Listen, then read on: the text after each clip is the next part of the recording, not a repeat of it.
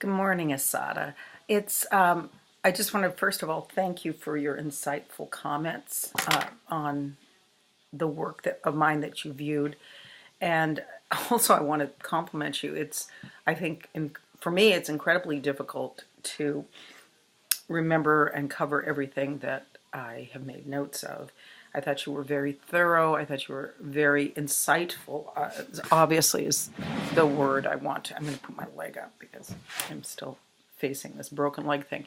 Anyway, I thought it was really interesting how our work does indeed parallel one another's. I'd like to learn more about the work you do in the prisons with women and developing their theater skills. And again, I think that cognitive skills and wellness or whole child skills go hand in hand. So it is very important for me to hear how you document those developmental patterns that you are working on with students as well. So the first thing I wanted to address was you had asked me a question. Let me make sure. I can't read without my glasses, so pardon me. What do we consider inclusion? By definition, inclusion in our school is when a student in either a separate classroom, such as the special ed classrooms, the autism classrooms, or someone who has not just a cognitive disability, but a sight or a vision, or hearing impairment. They are children that are assessed over the years, especially starting as early as K0 if they come to us, for adaptability. If the student has the primary social skills, or at least is developing those social skills, I don't know what the exact determination is, but they are placed in a quote unquote regular ed classroom. And they usually, I think, only have 3 to 4 seats. It's so that the balance is not overwhelmingly inclusion kids.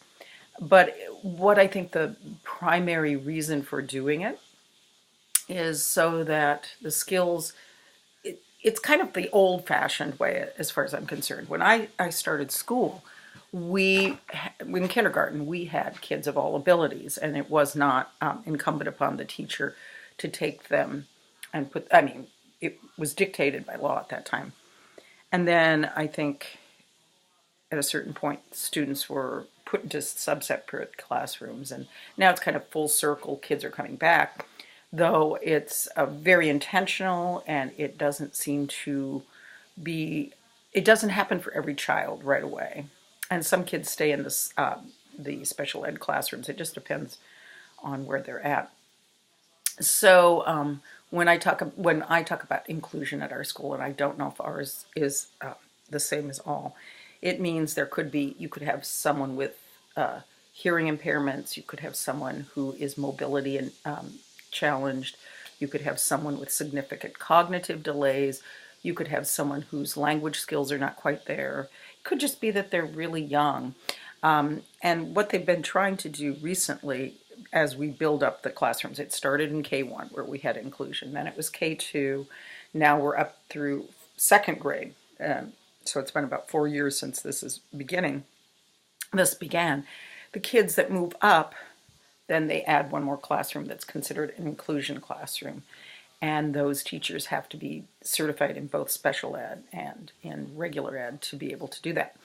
That being said, our inclusion classrooms in K1, K2 have a paraprofessional that comes with them. But when we get up to first grade, there is no para, and we have to kind of manage 22, 23 students on our own, often several with behavioral issues that are identified as inclusion children.